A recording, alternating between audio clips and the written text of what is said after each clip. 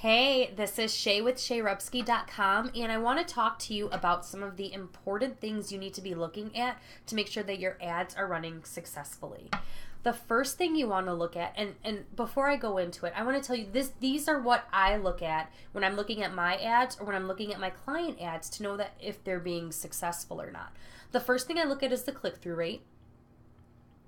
And the click-through rate is the number of clicks you've received from your ad divided by the number of impressions. So if you've had 100 impressions and you've had only one click, that means you have a 1% click-through rate.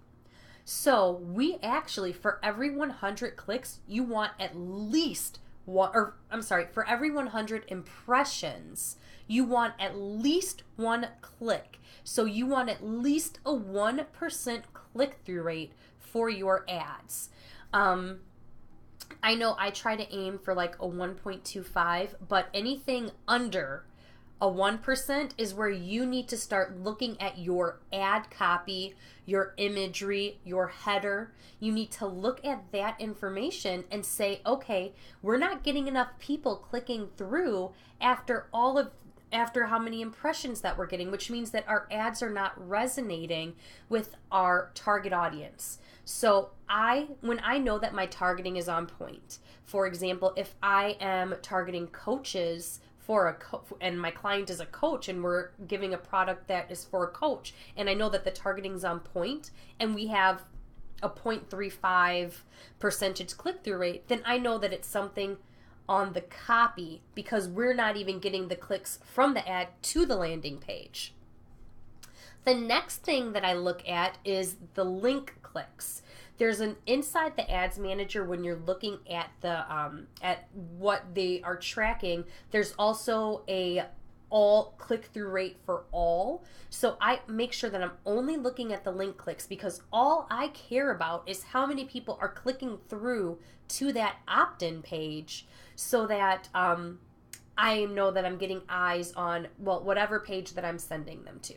So then if I'm getting enough link clicks, and then let's say I have 100 link clicks and I'm only getting 10 people to sign up from the opt-in page, then we only have a 10% opt-in rate, and that's not good. From the link clicks to the opt-in rate, you want to have at minimum 20%. For all of my clients, I focus on 30% or higher. So for every 100 people that come to your opt-in page, you want at bare minimum, 20 people to sign up. So 1 out of 5 people every time they come to your opt-in page. So those are the things that I look at, because if those 3 things, so I look at the click-through rate, I look at the link clicks, and then I look at how many people are opting in from the link clicks. And if I'm not getting enough people opting in, then I know, okay, it's a landing page error because we've sent 100 clicks to the landing page and we're only getting 10 clicks. That's 10%. So we know we need to change the landing page. So that might be a little confusing, so let me say it again. The click-through rate, it should be 1% or higher. And don't look at the click-through rate all. Look at the click-through rate specifically for your link. The second one, that's the click-through rate, the percentage. The second one is the link clicks. How many link clicks have you had specifically to that opt-in page, that website click, whatever your objective is, how many of those clicks did you have? So making sure that you're getting enough views on the page.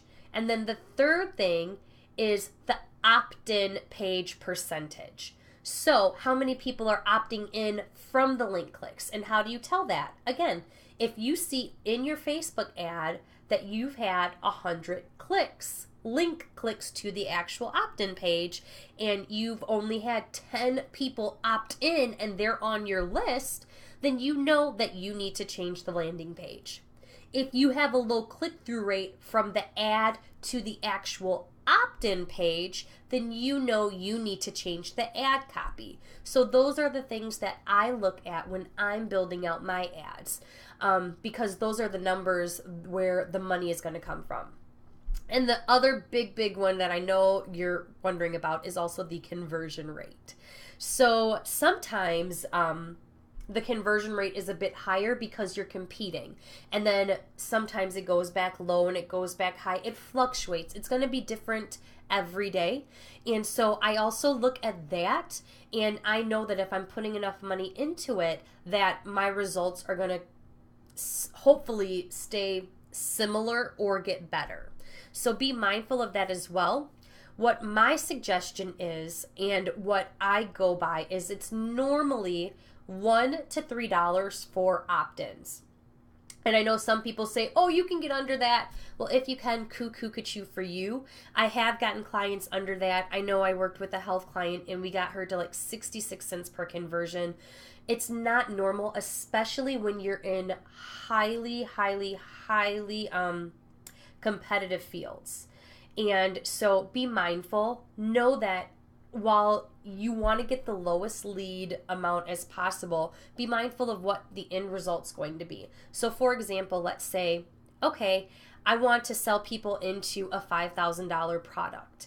So if it costs $3 for a lead, $1.50 for a lead, and you bring on, so we'll say for example, $3 for a lead, you bring in 100 people. That's $300 you've spent on leads. And you sell 2 of those people into a $5,000 product. Boom, that's $10,000. You spent $300 to make $10,000. So be mindful of what your close rate is. Be mindful of that. So you can say, okay, let me increase the budget. I don't mind if my leads go a little bit above this rate because I'm selling a high-end ticket. If you're selling a cheaper product, obviously you want your leads to be lower, but just be mindful of the quality of people that you want to bring in as well. So those are my tips for today. And yeah, let me know if you have any questions. You can comment below. I'd be happy to answer them for you. And I hope you have a fantastic day. This is Shay with ShayRubsky.com. Bye.